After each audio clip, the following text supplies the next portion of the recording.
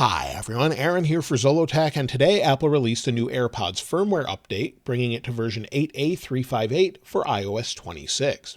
This is available around the world at the same time for everyone on all supported AirPods.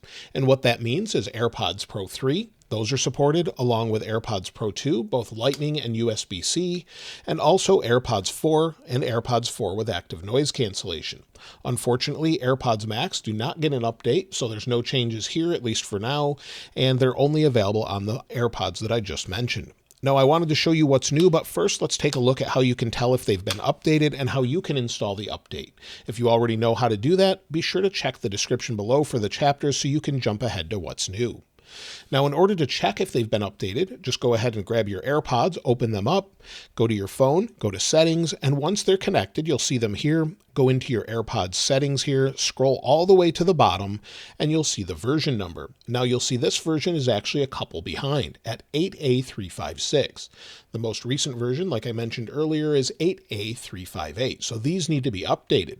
My other AirPods updated on their own, AirPods 4. And so if we open these up and take a look here, we'll go back. AirPods 4, if we scroll to the bottom, you'll see 8A358. We have the latest version. And if we go into it, you'll see that the case also has a matching version of 8A358. However, my AirPods Pro 3 have already updated, but the case has not. So if we open this up, again, we'll connect it, go into it, scroll to the bottom, and you'll see 8A358. And the case version is one behind at 8A357. So we need to wait for this to update. It will typically do it on its own, but in order to update your AirPods, there is no update button. Normally what you'll do is just leave them nearby, or you can plug them into a Mac. They'll typically update pretty quickly on their own like that. But in order to get these to update, I find that you need to have about 50% charge or more in them. And then in order to update them, what I typically do is I'll place one in my ear, and then listen to music for about 30 seconds. And then once I'm done listening to music, I'll place them back in the case, close the case, set the phone down, lock the phone, and walk away. Within 5 to 15 minutes, they'll typically update. If they don't, I'll repeat the process and do it again. So that's normally how I get them to update. But again, sometimes they'll update on their own. Yours may have already done them by themselves. So they may have already been updated and they should be ready to go. But again, my case hasn't updated. Sometimes it will once you plug it in, since it's waiting for more power or something like that. Now, as far as new features, well, if we go to Apple's website about AirPods firmware updates, you'll see the latest version available here. And if we scroll down, you can see what it says about it. So you'll see it says version 8A358, release notes, bug fixes, and other improvements. So Apple is not giving us a whole lot to go on here, but I did notice something when I tested them out. One of the issues I complained about before when using AirPods Pro 3 is when I was connected to a Mac or sometimes an iPhone and a notification would come in, they would crackle or sort of stutter and stop playing and then resume playing on their own. It was almost like they were disconnecting and reconnecting every time a notification came in. That appears to be fixed for me this time, so that's great to see. And auto pause seems to work well. So basically what I mean is place this in your ear, take it out of your ear when you're listening to music. The music should stop. Place it back in your ear. It should resume. So it seems to be working fine as far as that goes. And also I tested it switching between devices. So maybe I'm listening to music on my iPhone. So we'll do that here. And then I'll switch to my Mac. So if I click play on my Mac that's nearby, you'll see it switched over to my Mac right away.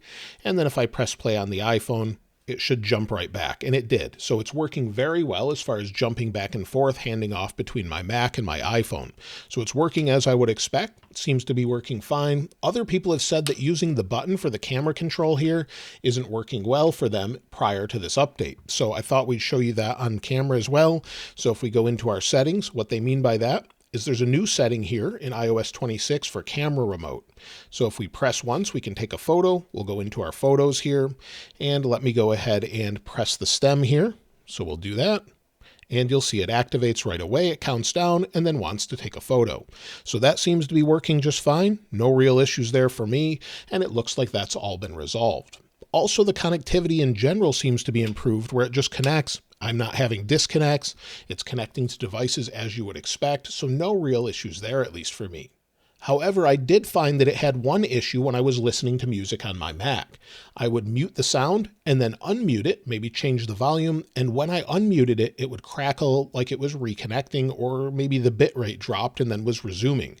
So this happened over and over. I can repeat it as well. So that's happening on the current new firmware update for me. So it's definitely better than it was, but that issue still remains for me. As far as the other features, well, it could have something to do with iOS 26.1 and the translate feature. So that's something that's new. So if you're using translate, you can translate using your AirPods and do it live back and forth. So you'll see here we have the live option, choose your language, and then translate back and forth. And we have a bunch of new options in iOS 26.1. So you can translate their language, or we'll pick their language as Japanese maybe. We'll have to download that and then switch maybe to my language, English in the US, and then it should work properly. This may have something to do with this as well to make sure that it works properly with the AirPods.